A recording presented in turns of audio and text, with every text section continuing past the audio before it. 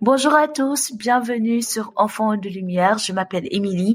Aujourd'hui, on continue notre série Les héros de la Bible avec un jeune homme trahi, accusé à tort, oublié, mais élevé par Dieu au moment parfait. Joseph, le fils de Jacob.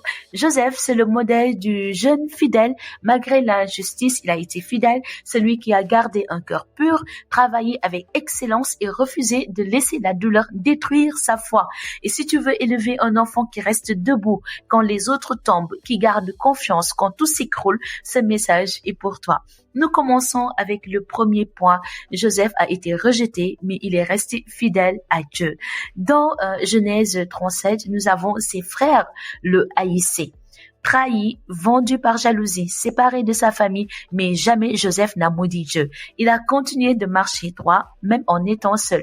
Dans un monde où les enfants se découragent vite, Joseph nous montre vraiment la puissance de la résilience spirituelle. Et nous, en tant que parents, ce que nous devons transmettre à nos chers bien-aimés, nos chers enfants, même si les autres ne t'aiment pas, Dieu ne t'abandonnera jamais. Même si tes amis te rejettent, Dieu ne t'abandonnera jamais. C'est très fréquent aux alentours de 4 ans, 5 ans, 6 ans, 7 ans, oui, que l'enfant ne se fasse pas des amis, l'enfant n'a pas des amis et ça fait mal, l'enfant revient à l'école en étant triste. On peut lui dire, même si les autres ne veulent pas jouer avec toi, Dieu ne t'abandonnera jamais. Et parfois, l'enfant ne veut juste pas jouer avec lui parce que il a pas sa tête là, il pense à autre chose, c'est pas par méchanceté aussi. Donc, à dire souvent à nos enfants, ce que les gens veulent te voler, Dieu peut le transformer en mission. Ce que les gens veulent te voler, Dieu peut le transformer en mission. C'est ce qui est arrivé avec Joseph. Les gens ont voulu lui voler la vie, les rêves qu'il avait eus, ses songes, mais Dieu lui a transformé tout cela en mission.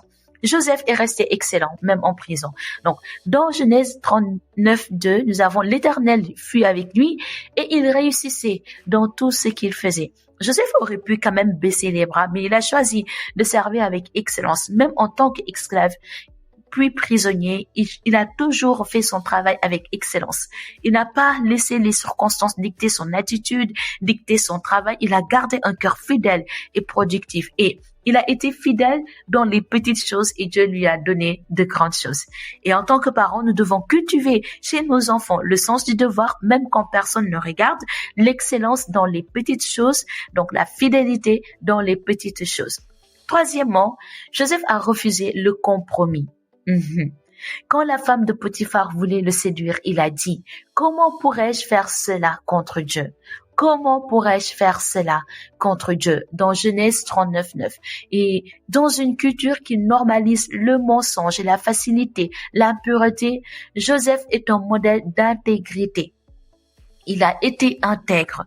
Il pouvait pas faire ça contre son Dieu. C'était pas envers Potiphar même qui a été sympathique avec lui, gentil avec lui, en lui proposant ce poste, mais c'était envers son Dieu, son créateur. Ça se voit qu'il avait une bonne relation même avec Dieu.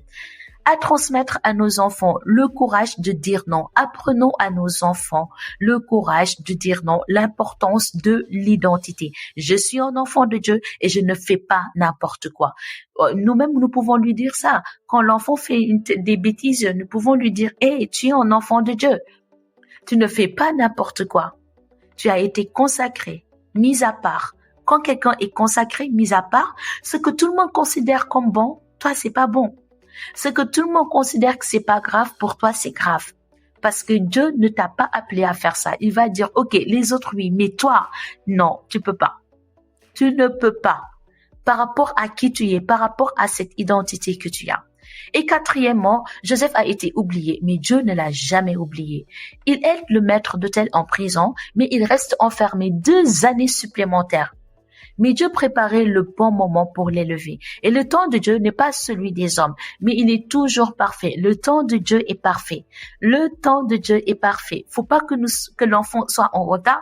Faut pas que l'enfant soit en avance. Il faut que l'enfant soit aligné au temps de Dieu. C'est pas évident, mais avec la prière, c'est possible.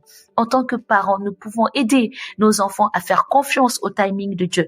Même s'ils ne voient pas de résultats tout de suite, nous pouvons lui dire, continue de faire le bien. Dieu te verra au bon moment. Dieu t'élèvera au bon moment. Cinquièmement, Joseph a pardonné à ses frères et sauvé des nations. C'est la partie que j'aime le plus dans l'histoire de Joseph. Au lieu de se venger, il leur dit, ce que vous aviez prévu pour me faire du mal, Dieu l'a changé en bien. Quelle maturité, mais quel cœur guéri.